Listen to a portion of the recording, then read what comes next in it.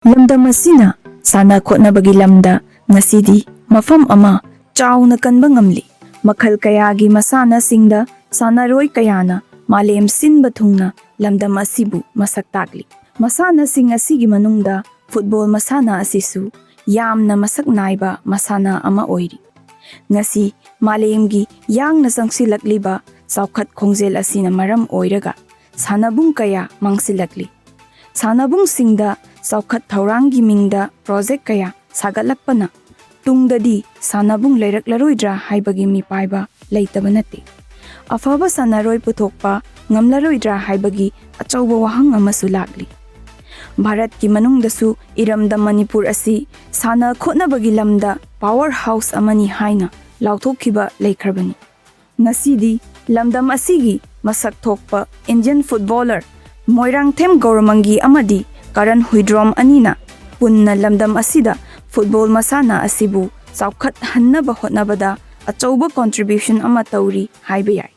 makhoi ani asina Kago haina mingthonba angangsinggi oiba training tawfam tough ama semgatuna angangsinggi oiba fampak ama piri Kago haukhiba chahi lising aniga tara nipangi Aprilda airport lambida leiba Mahindra showroomgi mayoknabada hangdokhibani training asida tha ahumgi batch laikre adubu mama mapa oibasingi apamba matung inna hojiksu makha tana training chathari angangsing asigi tungi lambi ama pinaba amadi professional sannaroi ama oiba yanaba angamba thakta training pigani haina Kagogi maikaidagi thamlakli Hojikse akhoi tha manga taruk pharak le khone tha manga gom pharak le khone training mamang 3 months ki training am loigre adagi parents singi haidi demand da moina so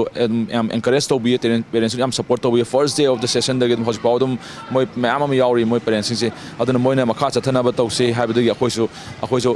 upaya ama tawraga see throughout the year haidi moi gi angamba level da akhoi na akhoi gi ngamjaba akhoi gi level da moi gi moi platform am pibina ba makha ta na moi dum as a professional sanani also angamba lambi da akhoi na akhoi moi da guide tawge khanbadagi akhoi na smaina haurakibane sigis Tom TV ga akhanna unava amada Kagona coach ahum thamduna punna angang kunthraga nithoi chayol amada numit marini gi training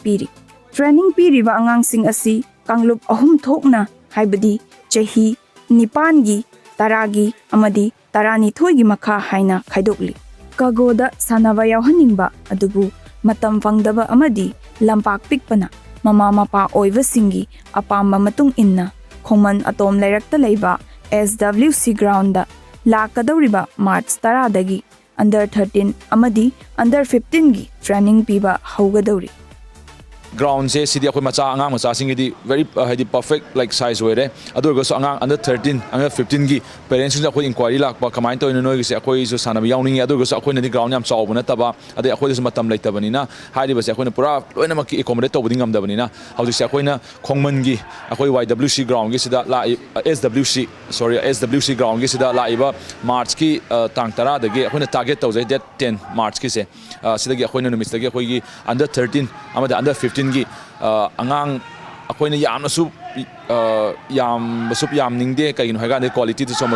training quality compromise or kadamina on elis angang team ani du angang kun gumba orga su elis hobagi oina abaina target tawi thabak tawba miyoi sing ayuk nungthil gi matamda sanaba fangdrabasu numidangi matamda laktuna sanaba yabagi khudong chabasu Kagona phanghalli